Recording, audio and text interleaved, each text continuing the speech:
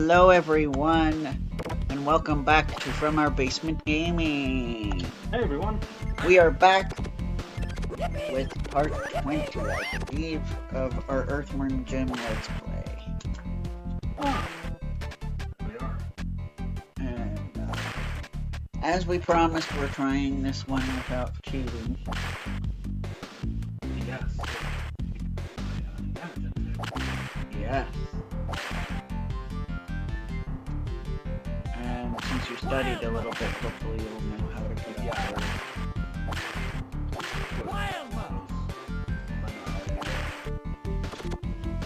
there. Really struggled this last time. Yeah.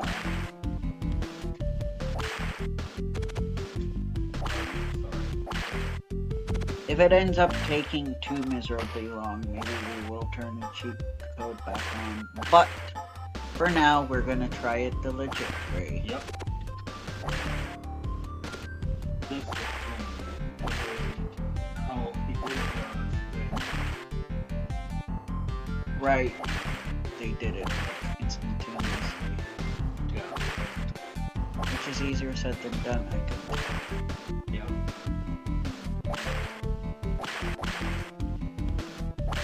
Sometimes I wonder if some of these people played it on a ROM. That's possible. It's probably, you can probably make the input more spot on a ROM, I would guess. Because you don't necessarily have to use the original controller when you're playing with a ROM. Good point. Yep. But we're playing it the legit way, as you guys know. Yep. As you often hear the buttons. Yep. Very not since this show started back in 21. Sorry. 21, yeah. Hey. Yeah, hey. Finally. Oh, there's the raspberry.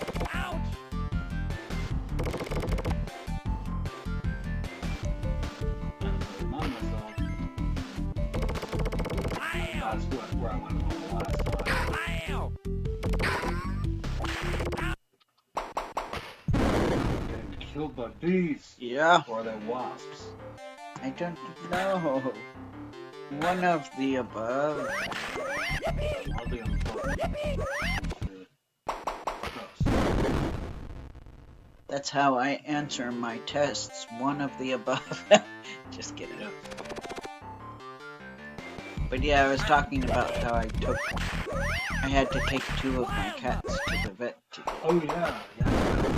One for a wellness exam, and the other needed the rest of her rabies booster. Ah yeah.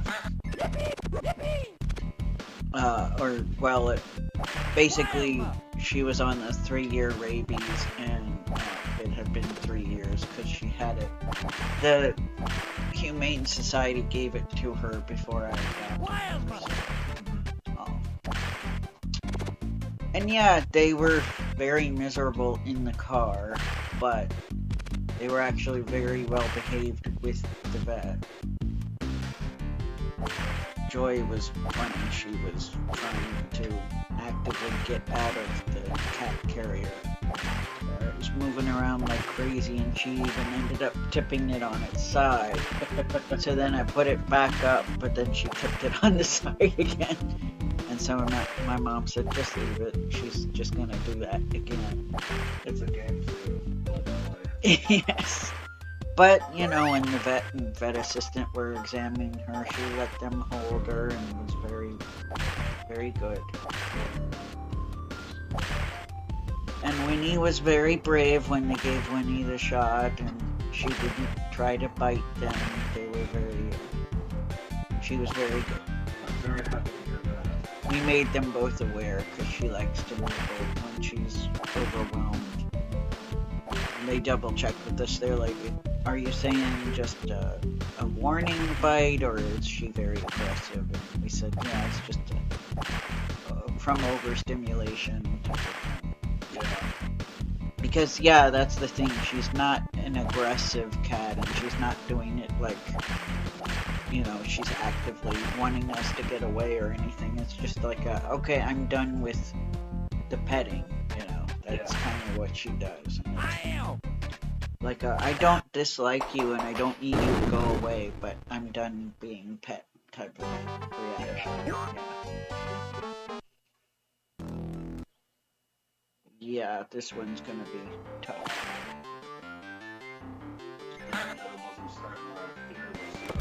Yeah.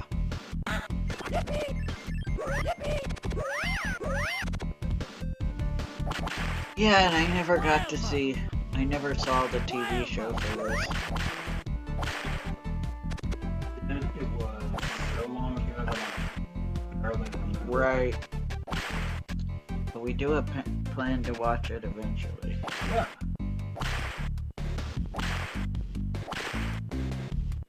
Because we're doing our best to buy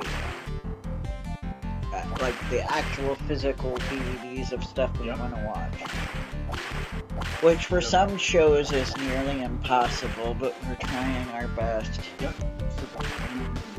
I might have to do what some YouTubers suggested. I just would have to figure out how to actually do this. But some YouTubers that collect them say, well, if you can't find it in the US, check foreign DVDs, because sometimes, even with the American shows, they will make DVD sets overseas, even when we don't hear. Right. You have a region player. Right. The difficult part is finding the stores that have foreign DVD, the online stores that have foreign DVD. Because very annoyingly, Amazon does not give me the foreign region DVDs when I look it up. Yet, sometimes they will actually sell the foreign region DVDs and not make it blatantly obvious. Because very confusingly, like when I bought Revolutionary Girl Utena, like the first two parts that I bought were US, and for some reason the final part is like the UK version. And I'm like, there was no indication, and they did that with Steins Gate Zero as well, where the second half DVD, Blu-ray they sell, was British. And the first one was US region. Right. And I don't know why they do that, and you probably could tell, you probably would have to look closer, but silly me didn't think I would have to look at that because the title did not indicate that it was a foreign region DVD. True. So thankfully both our DVD and now Blu-ray player are all region, so... Right. I know we had trouble with one, but yeah. Steins Gate was able to work. Yeah. Yeah, I don't know why. Yeah, they're supposed to be... That makes me a little nervous, because they're supposed to be both be all region. Right. So I hope this isn't a case of where it wasn't a legal DVD. True. Was that Death Parade? Death Parade, yeah. But I would hope not, because then that would mean it fell through the cracks on Amazon, because that's where I bought it. It wouldn't surprise me though. They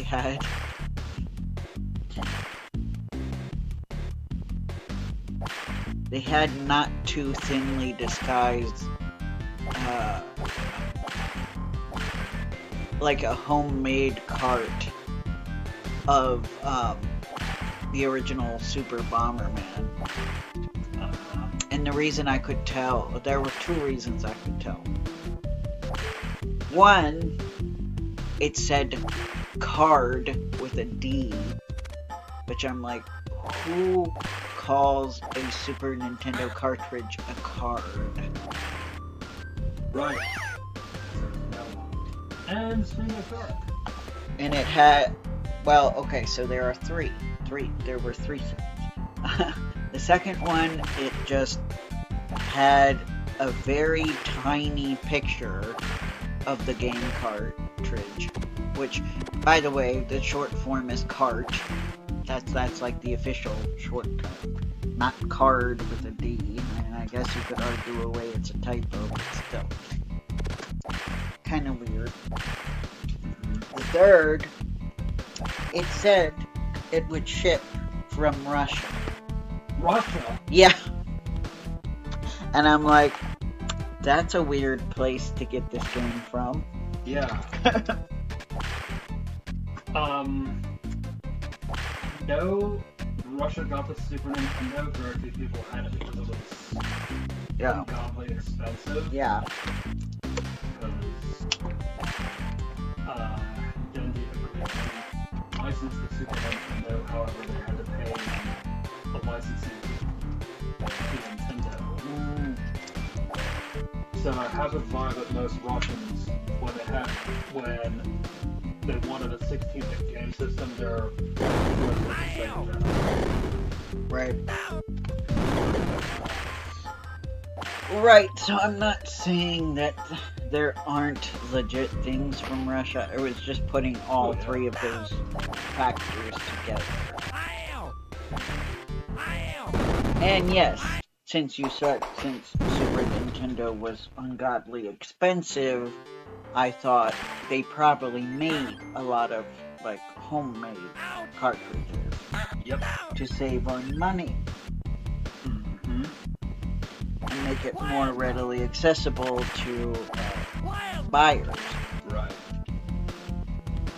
You know, if you make a really small and zoomed out where you can't really zoom in enough, like, you know those pictures once you zoom in it's really bad quality. It was like that.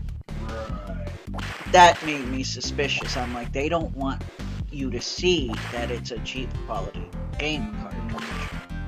Yeah, so I'm like, yeah, this is and that's bad. Like, I feel like Amazon should vet things better, but they probably take a glance or two, and if by the first glance it looks okay, they're just like, it's fine. I mean, that's I guess, but to me, when you're allowing third-party sellers, you should really vet them quite strictly. Because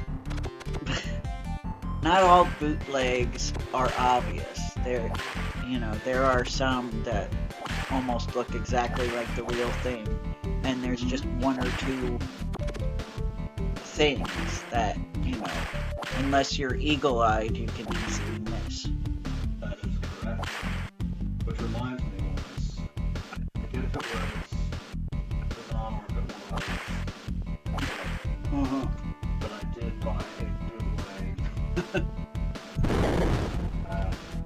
PS5. Yeah.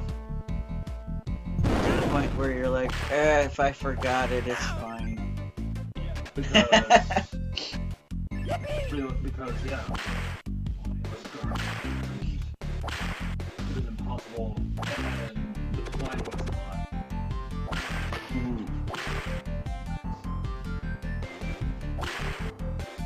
So if anything bad happens, I'm not going to shed tears. Yeah. Yeah.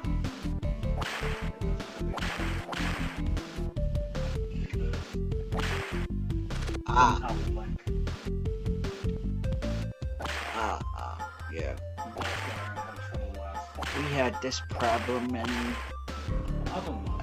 in Heck. Yeah, we were in Heck. We could not get it. Yeah. We were stuck on that forever. Yeah, it's like 500 episodes. Yeah. Those of you who are still here watching. Yep. Lately we've been having, it's been kind of dry. It's funny, on the one end, we did have a day where we got a new subscriber, but the views, I don't know, thank you, I mean, maybe new subscribers watching some of our older content, which is fine, just cool, we're cool with that, but the problem is, it's not very easy for me to immediately see when people are watching our older content. Like, I forgot where I have to go. I think I have to like do. I think I have to key it in for views in the last 28 days, and then I can see if a lot of people were watching our older stuff. It comes up that way. Because I noticed that lately YouTube has been recommending older stuff to people, which... Well, that's cool. If you could recommend some of our stuff yeah. Back in 2024, yeah.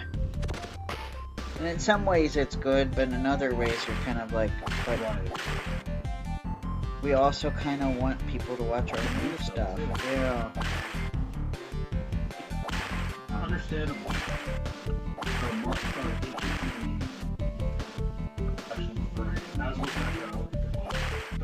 Yeah. And we, good. Thank you. Somebody at least watched part 1 of Kirby's Adventure. We have 7 views. Nice. So thank you for that. Nice. Thank you, guys.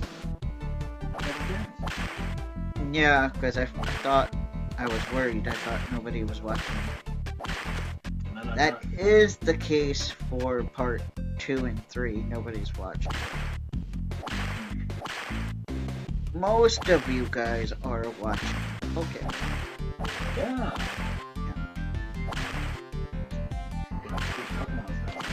Yeah. Makes sense to me. Pokemon's insanely popular. Yep.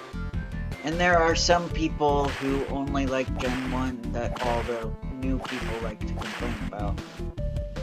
Right. I mean, the younger generations like to complain about... I don't know who, but there are some older generations that are just like, oh, 1's the only good one. And we're not like that, by the way. I haven't played every single generation, but most of the ones that I have played, I can find something good in each one. Even Sun and Moon, which that's the first time I was starting to feel like, this is not quite what I wanted. And it's fine, you know, I'm cool with them trying something new, but for me personally, I'm like, I miss the gyms. You know, the sense of... There was just less of a sense of urgency that, you know, instead of the gyms, you're kind of doing these trials that these island spirits, I guess, or they're Pokemon, but they're also like guardians or whatever, and then you have I think they're called kahunas, the people that, or I guess they're kind of like chiefs or something. I don't know, guys. If you understand it better than I do, please explain. So I guess I feel like that, and the villains aren't even really very villainous, so there's just less urgency. I mean, I guess there is a real villain, but I haven't gotten to that part of the story yet.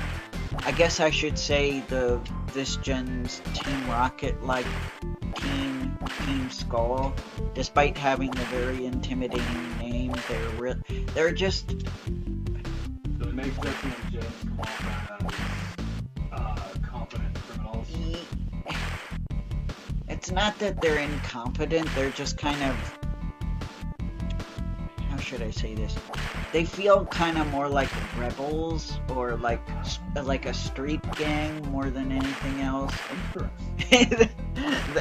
I mean, they're fine. I think they're cool aesthetically. I think their leader is a bit strange, but in terms of being an actual, like, threatening force, not really, because they're not even really the real villain in the story. The real villain is the... Unless, again, there are more spoilers. If my understanding is correct, the real villain is the mother of your friend that travels with you. Not travel. Oh well. Basically, you're going around with this girl Lily, who's trying to keep this Pokemon safe because this organization keeps trying to capture her Pokemon. And she's trying to keep the Pokemon safe because she doesn't know what they're going to do to that Pokemon. So, and that organization is run by her mother. So I think it's the organization that her mother is in that's supposed to be the real villain. And you don't fight them until near the end, I think. But I haven't gotten to that point. Yay! I have not gotten to that point of Pokemon Moon, so... Because honestly, I was getting kind of bored with it, so I didn't play all the way through. So I apologize for all that, but it can be done. Yes. So hard.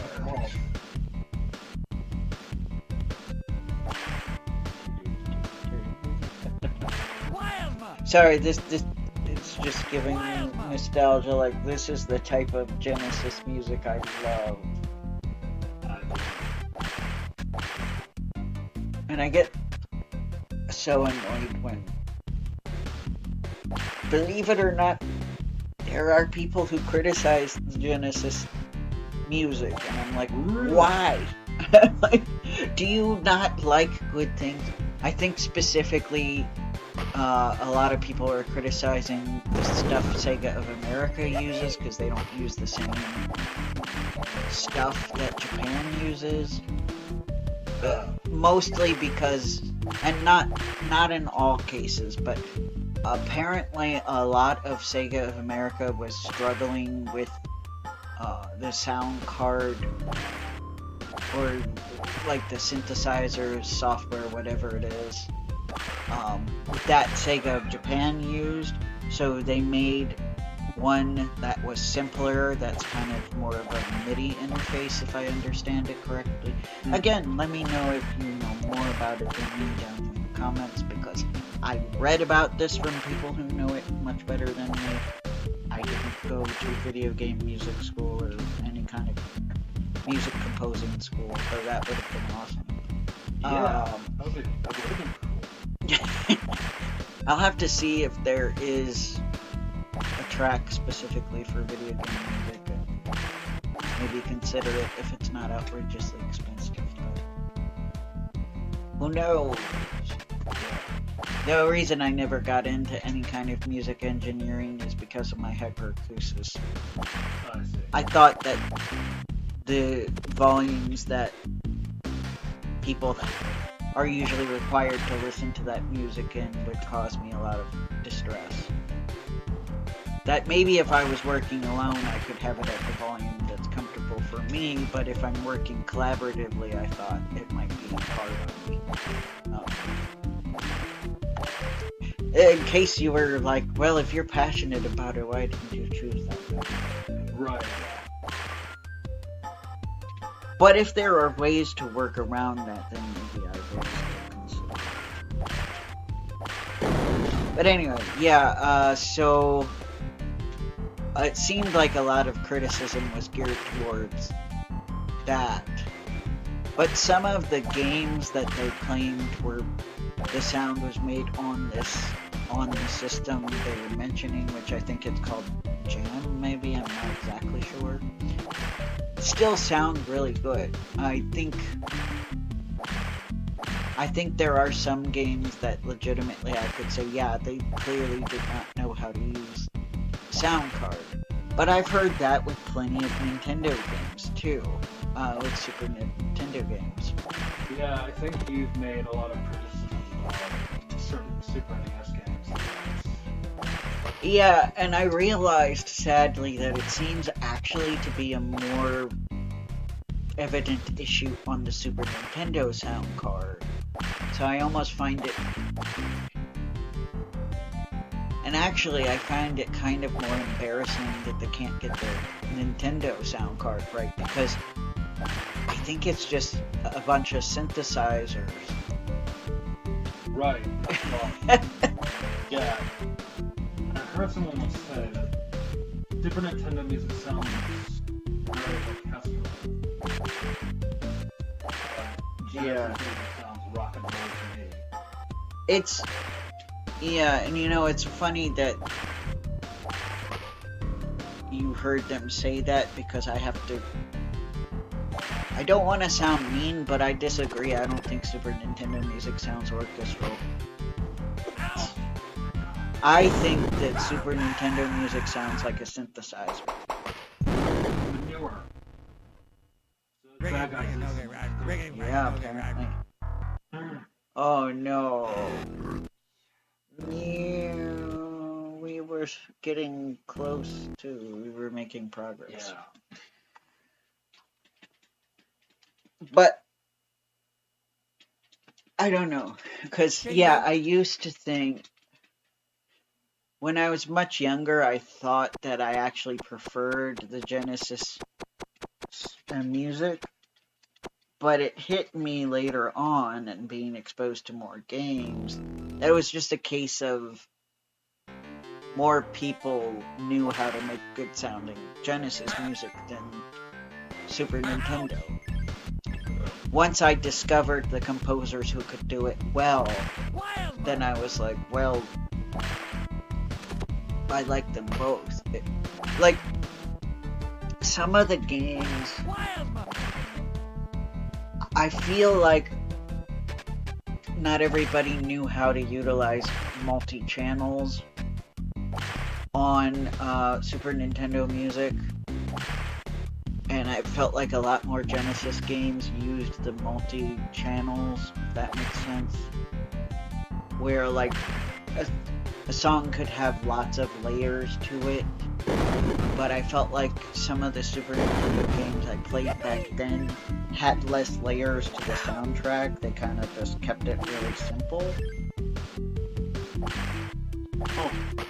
So I was super impressed with the Genesis, where a lot of the games I was playing had like multiple things going on at once, like multiple channels going on. Like if you look at Green Hill Zone and how many instruments and different melodies and parts are going at the same time. I'm trying to think. And by the way, I'm not talking about Mario either. Like, Super Mario World had a lot of layers to it. I'm talking about games more like... Oh, I don't know. I can't think of a specific example right now that I had played at that time. Then I'm like, oh, that's just way too simple. I'm trying to figure this out. And also, there's that possibility that before I had hyperacusis, maybe I didn't notice as much. Also,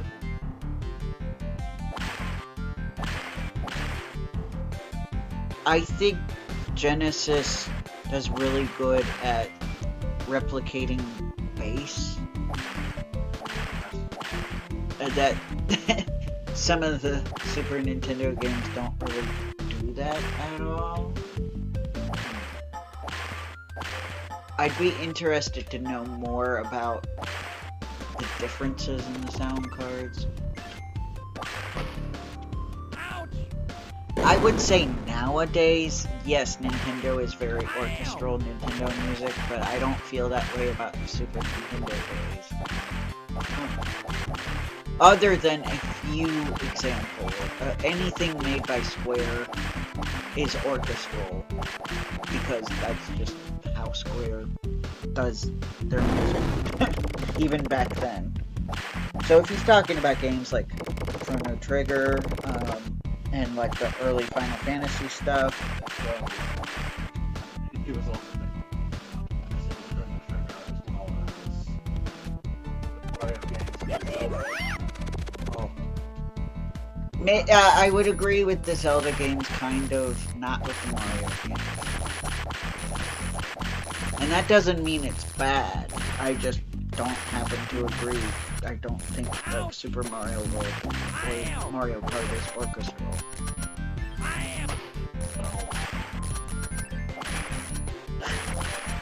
That's just my opinion. Yes. I know you disagree. You agree with that guy. Kind of, and not entirely. Some Super Nintendo games sounding like they didn't. Because I do agree with you that there were some Super Nintendo games they didn't use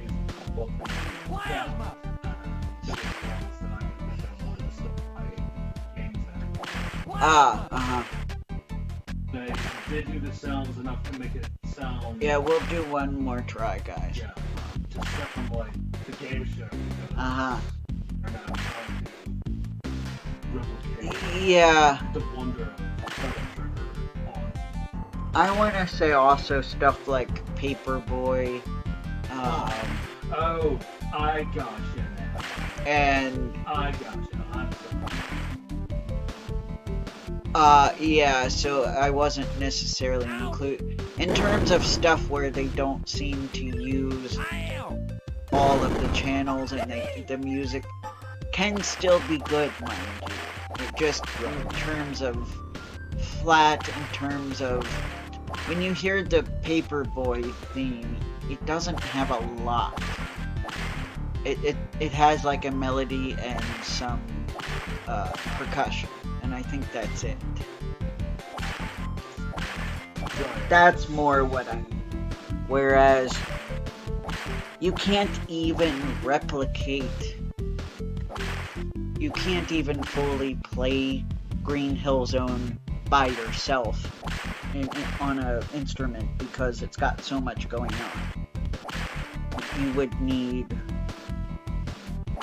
Yeah, I mean, you could play the main melody and the harmony, but there's more going on than just the main melody and the harmony. There's another completely different sound going on. There's like, I want to say 4 or 5 different things going on at once. And that's what I mean. That's why, as a kid, before I discovered more of Nintendo soundtracks, I did prefer Genesis because it kind of blew me away more than Super Nintendo at that time. Right. Another comparison I can think of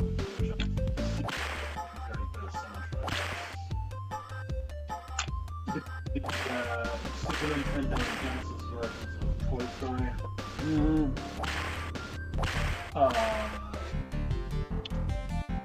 Super Nintendo mini sounds really, really beautiful. It definitely got that piano upbeat vibe. But during the soundtrack of the Genesis version, they went above and beyond what the Genesis was capable of. Yeah. It shows that a stronger effort was made on the Genesis game. Yeah. And that's what I mean as well. Like, I almost feel like a lot of people who were doing the soundtracks to the Genesis games were more experimental and like more willing to push the boundaries. Now, of course, I can tell you a very, very, very big exception on the Super Nintendo. Donkey Kong Country. Oh. And that's because David Wise approached it as if he was composing a song like that a singer would sing. Indeed. And That is exactly why the Sonic music is so good, because it's the same thing. But anyway, Yeah. bye guys. See Take you care. next time. Oh yeah, that's why. Orchestral and because